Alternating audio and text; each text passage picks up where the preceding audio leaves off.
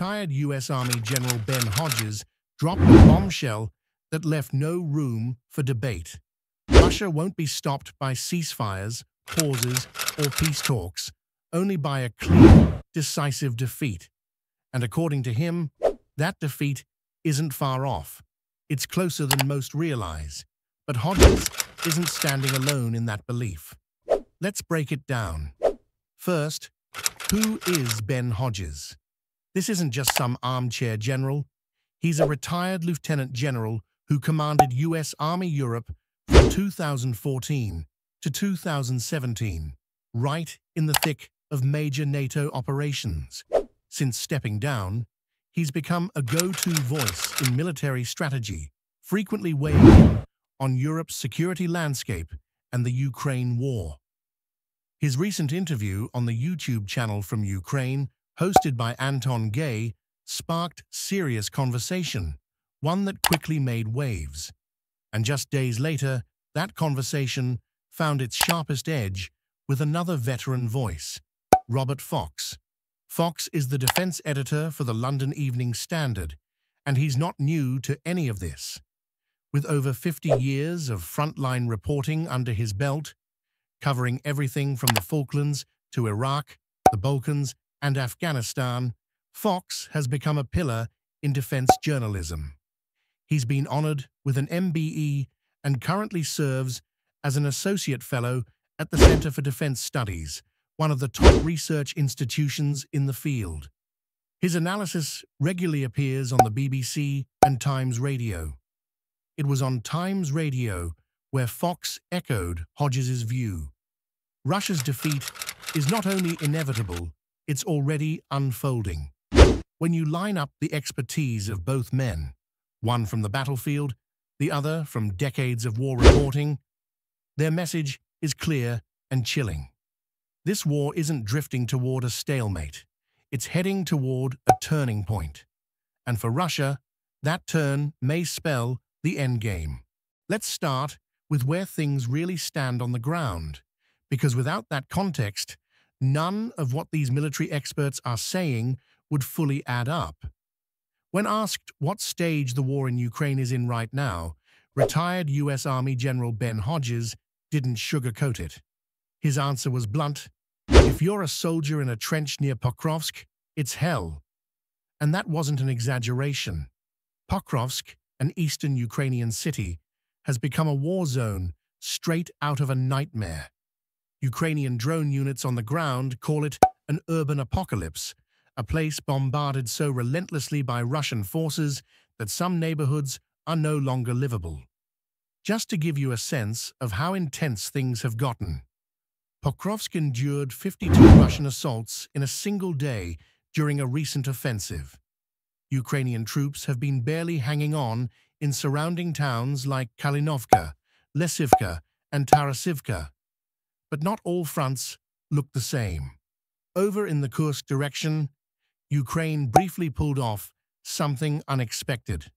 Hodges pointed to a surprise move that had Ukrainian forces pushing into Russian territory at the end of 2024.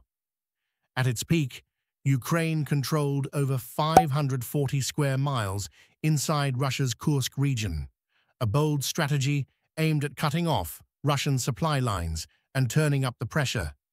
But recently, Russia struck back hard, reclaiming most of that ground.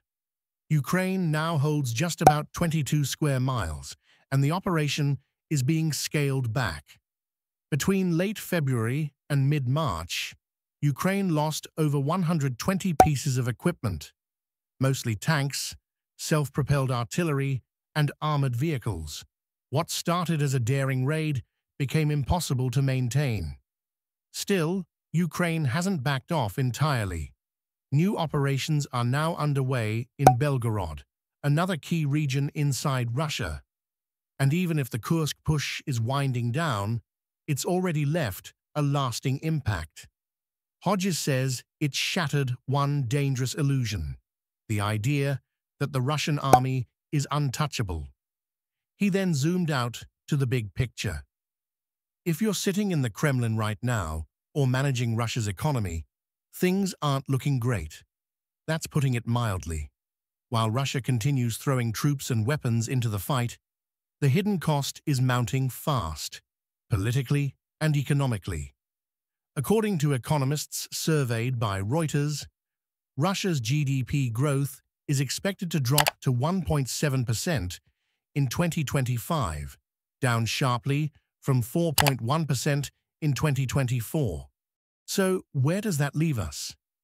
Hodges sums it up. We're in a deadlock. Neither side can deliver a knockout blow, at least not yet. But that could change, and fast. But let's be clear, this isn't just a military stalemate. It's something deeper, more grueling. General Hodges described it as a kind of industrial slugfest, a war of endurance, where both sides are racing against time. The real question: can Russia accomplish its goals before its economy caves in? Or can Ukraine secure enough gains before the war shifts into a diplomatic tug-of-war? That's where we are right now, in a full-blown war of attrition. It's not just about guns and tanks anymore. It's about who can hold on longer, militarily, economically, and even psychologically. And the clock's running out, fast. According to both Hodges and veteran defense analyst Robert Fox, the side with less sand left in the hourglass is Russia. But how did it come to this? What drove one of the world's largest militaries to the edge of collapse? To answer that, we need to talk about a string of bad calls, starting at the top with Vladimir Putin himself. When asked what shocked him the most about Russia's war performance, Hodges didn't hesitate. He pointed to three big failures, starting with the most glaring. The Russian military has simply underperformed, badly. Hodges had expected a more coordinated and forceful campaign, not just from the army, but from the Air Force and Navy too. Instead, what unfolded looked like a disorganized mess. Why? Because the war wasn't being run by military professionals. It was being micromanaged by the FSB, Russia's internal security service, not the general staff. That alone, Hodges says, set the entire operation up for disaster. And the cost of that decision? It's been staggering. Since Russia launched its full-scale invasion on February 24, 2022, the losses have been catastrophic. As of April 8, 2025, Ukraine's general staff estimates Russia has lost more than 926,000 troops, dead, wounded, or captured. But that's just the human toll. Russia has also lost over 10,500 tanks, 22,000 armored fighting vehicles, and more than 43,000 transport and fuel trucks. Those are the kinds of numbers you don't bounce back from quickly, if at all. And that's just the beginning. And it doesn't stop there. Russian forces have also taken a pounding in their firepower. Nearly 26,000 artillery systems, over 1,350 multiple launch rocket systems, and more than 1,100 air defense systems have been wiped out. That's a crushing blow to their ability to defend or counterattack. And when it comes to air power, things get even worse. Russia's air force has been all but shredded. 370 planes and 335 helicopters downed since the war began. But it's not just about the losses. It's about how little Russia's air force has been able to do with what they had left. That's the second thing that caught retired General Ben Hodges off guard. The Russian Air Force's total failure to secure air superiority. In war, control of the skies can change everything. And for a military as big as Russia's, that should have been a given. But it wasn't. So what happened? According to Hodges, there were several major reasons. First, Ukrainian air defenses, especially systems like the American Patriot and the Soviet-era S-300, forced Russian pilots to fly lower, making them easy targets. Second, deep-rooted corruption and poor maintenance meant that even some of Russia's best planes couldn't fly reliably. Third, chaotic communication between Russia's air and ground forces made it nearly impossible to run coordinated operations. On top of that, Russia badly overestimated its air power. And honestly, that overconfidence seems to be a theme across all branches of their military. Which brings us to the third shocker for Hodges: Russia's reliance on North Korea for ammo and drones. "I never would have guessed," he said, "that Russia, of all countries, would be turning to North Korea for supplies." But that's exactly what happened. As the war dragged on, Russia's own factories couldn't keep up. So they looked abroad, and North Korea answered the call. By October 2024, North Korea had shipped over 20,000 containers of military supplies. That's more than 9 million artillery shells, enough to fuel Russia's frontline barrages for months. And get this, Ukrainian intel estimated that by the end of 2024, around 60% of all Russian artillery fire came from North Korean stockpiles. But Kim Jong-un didn't just send weapons, he sent people. In one of the strangest and most desperate moves of the war, Russia reportedly brought in around 12,000 North Korean troops. Hodges said it bluntly: Russia needed bodies, trained ones, if possible. And that's where we are, one of the world's largest militaries, bleeding resources so badly it has to outsource both bullets and boots. But let's be real. Bringing in North Korean troops, that was a desperate gamble. And it backfired. General Hodges didn't hold back on this one. He called it exactly what it is: cannon fodder. These North Korean soldiers weren't just outmatched. They were out of their league. Ukrainian officers who went up against them said it felt like fighting ghosts from the 1950s. These troops were using outdated tactics straight from the Korean War playbook, literally charging across open fields. No cover, no strategy, just bodies thrown into the meat grinder. In today's world of drones, precision missiles, and advanced surveillance, that kind of approach is suicide. And that's exactly what it turned into. Massive losses with little to no impact on the battlefield. But the bigger story here? The fact that Russia even had to call in North Korean troops speaks volumes. It's not just about military missteps anymore. It's about running out of options, running out of trained soldiers, running out of weapons, running out of time. Putin's war machine isn't just stretched thin, it's cracking under pressure. And if you've been following what Hodges and Robert Fox have been saying, this is where all the pieces start to click. Russia has failed to dominate the skies. It's overestimated its own military strength. It's fallen back on outdated strategies. And now it's begging for help from regimes like North Korea, no matter the cost, even if it means sending undertrained troops to certain death. These are not signs of strength. These are warning lights flashing on a military in decline. And when a crumbling force starts losing grip, what do? They bluff. They throw out bold claims and empty threats. That's where the Oreshnik missile comes in. Putin hyped it up like it was some kind of game changer. A hypersonic missile moving at Mach 10, carrying multiple warheads, supposedly too fast and too advanced to be stopped by any defense system in the world. According to him, this weapon could tilt the entire war in Russia's favor. But military analysts weren't buying it. Turns out, the Oreshnik isn't a technological marvel. It's a Frankenstein missile. Most of its parts are recycled from older systems, slapped together and rebranded as new. Experts say that only about 10% of its components are truly modern. Yeah, it's fast, but what's speed without accuracy?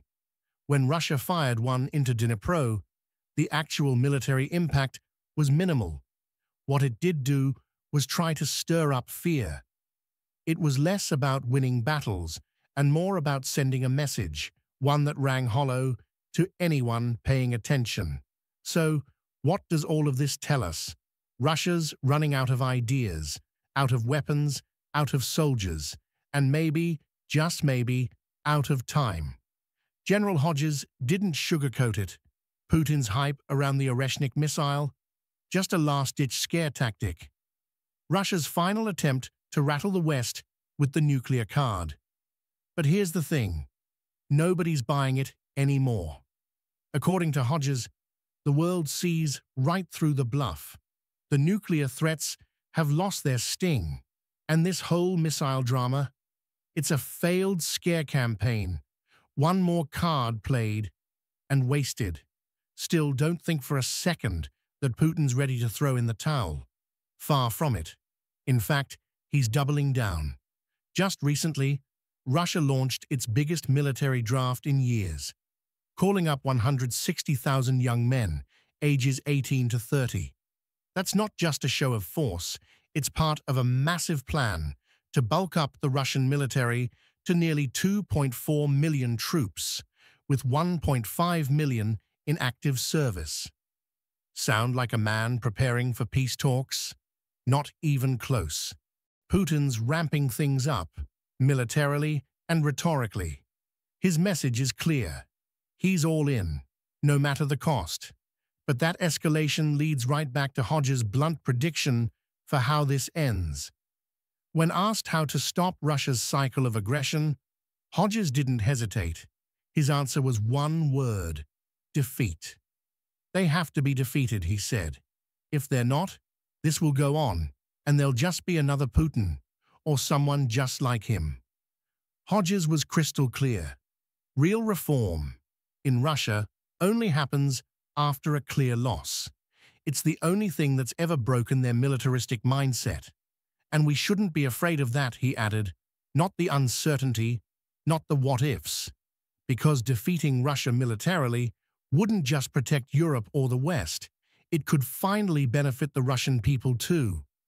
Right now, Hodges points out, Russia's wealth and power serve only the elite, maybe 1 million people at most. The rest of the country? Left behind. A real defeat could crack that system wide open and offer real change for 140 million ordinary Russians. So where does that leave us? It's simple. Unless Russia is decisively beaten, this toxic cycle of militarism keeps spinning. And everything Putin's doing now, every draft, every missile threat, every move, only proves Hodges is right. But here's the thing. Hodges' prediction about Russia's defeat, it's not some far-off dream, it's right around the corner. Every blunder by the Russian military, every failed strategy, every desperate move, it's all snowballing toward one outcome: the collapse of Putin's war machine. The fall of Russian militarism isn't a question of if, it's when. And that when might be a lot sooner than most people think. Hodges didn't put an exact date on it, but Fox did. And his take? Let's just say it's not looking good for Putin. In Fox's words, right now, while Putin's still got a friend in the White House, he thinks he can keep pushing. But not for long. I give it a few months. We're heading toward a major turning point this summer. A few months? That's nothing in the grand scheme. Putin's runway is shrinking fast, and the wall he's speeding toward is coming into view. Picture it. The man who's clung to power for decades, who's waved nuclear threats like a poker bluff, who's dragged Russia deeper into chaos. He could be staring down the end by summer. The unraveling of his regime is no longer a distant possibility. It's a real, ticking countdown. Game over? It just might be. But there's one wild card that could still flip the script. One man who could throw Putin a lifeline: Donald Trump. Their relationship is, well, complicated. But what's clear is that Putin sees Trump not just as an ally, but as an opportunity. a second chance. That's why Fox called him Putin's friend in the White House. Because if Trump returns to power, Putin's entire calculus could change. Trump could reshape international dynamics in a way that gives the Kremlin exactly what it's been starving for: breathing room, leverage, and maybe even legitimacy. So while Putin's clock is running out, there's one path he's betting on to stop the countdown. And that path runs through the 2024 US election. As Fox puts it, Putin doesn't want to come off as some desperate leader begging for a deal. He wants to be seen as America's equal. For him, avoiding humiliation is everything. It's not just about the battlefield, it's about pride, image, legacy. That's the lens through which he sees the world. Now, Donald Trump, he's playing a different game. He sees himself as a deal maker, the guy who can end wars and bring peace. He's even floated the idea of winning a Nobel Peace Prize for it. But here's the catch. What Trump considers a win and what Putin needs to call a victory aren't even close. To Trump, a deal that stops the bloodshed and cools things down might look like success. For Putin, it's not that simple. He can't come home empty-handed. After all the losses Russia's taken, he needs to sell any peace deal to his people as a victory, something they can rally behind, not something that looks like surrender. That difference in perspective, it's dangerous. Trump may want a quick resolution, but Putin needs a carefully crafted narrative. That clash creates a high-stakes, unpredictable situation. If Trump pushes too fast, true to his impulsive style, he could corner Putin into making a deal. But that deal might come at a cost. So, let's say it happens. Let's say the war ends with a ceasefire, not a Russian defeat. What then? Well, Fox isn't buying that idea. He doesn't think Putin's even remotely serious about a short-term ceasefire. In his view, any talk of peace is just smoke and mirrors while Russia gears up for a bigger summer offensive. Tanks, troops, momentum, it's all being quietly built behind the scenes.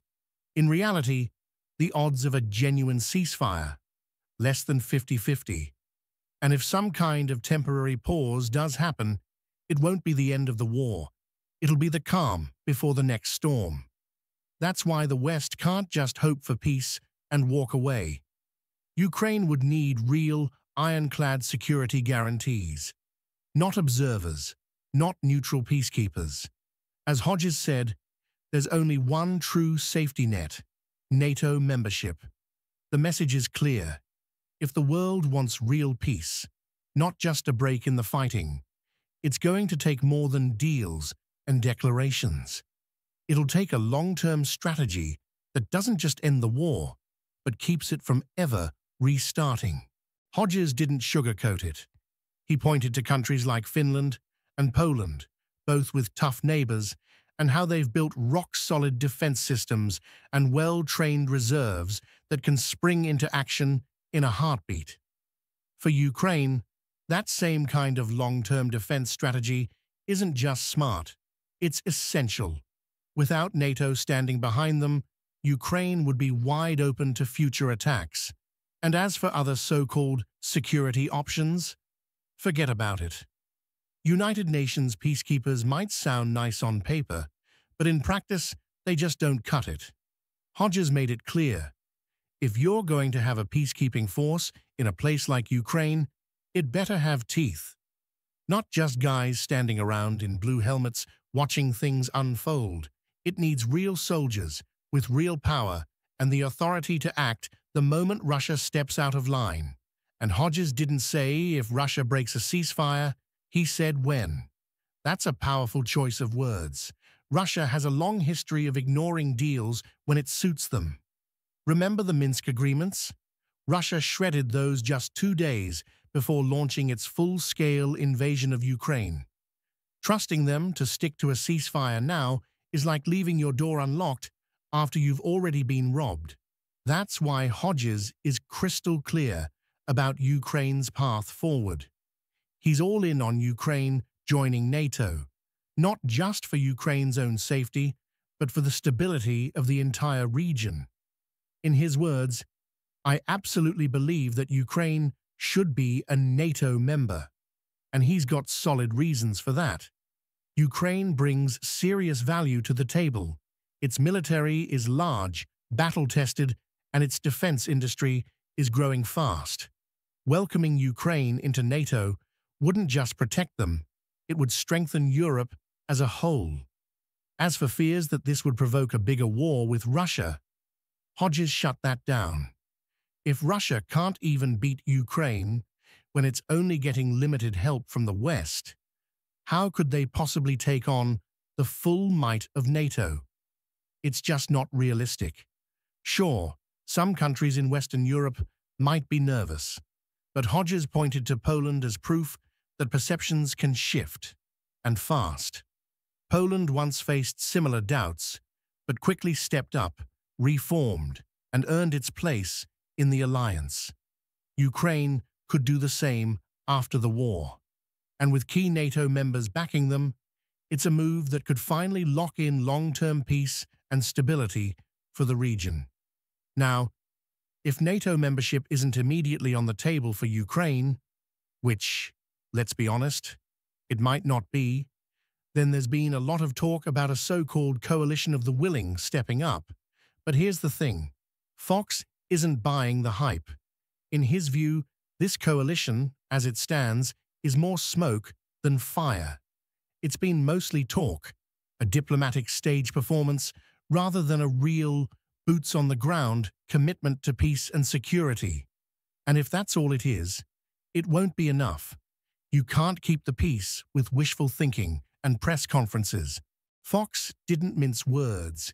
If the coalition is made up of countries too hesitant to take real action, it's basically useless.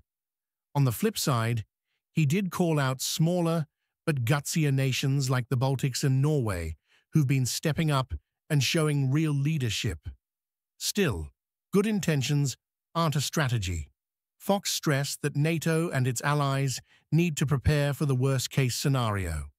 That includes everything from the potential collapse of Ukraine's military to something even more politically explosive, a handshake deal between Putin and Trump. Yeah, you read that right. Imagine a world where Trump and Putin patch things up while Europe is left exposed. Not that far-fetched when you recall the Trump administration's views on Europe. Remember the leaked quotes? Words like freeloaders and pathetic don't exactly scream partnership. So, with all these moving parts, the battlefield, backroom deals, and shifting alliances, the future of Ukraine and European security is hanging in the balance. But here's the big question. Is this the turning point we've all been waiting for? People have been predicting the fall of Putin's regime for years now, and yet he's still standing, 3 years deep into this invasion. So what's different this time? Are the cracks finally deep enough to bring it all down? Or will Putin, like he has before, find a way to keep grinding forward? What do you think? Is this really the beginning of the end for Putin? Or is the worst still to come? Drop your thoughts in the comments below. We want to hear from you.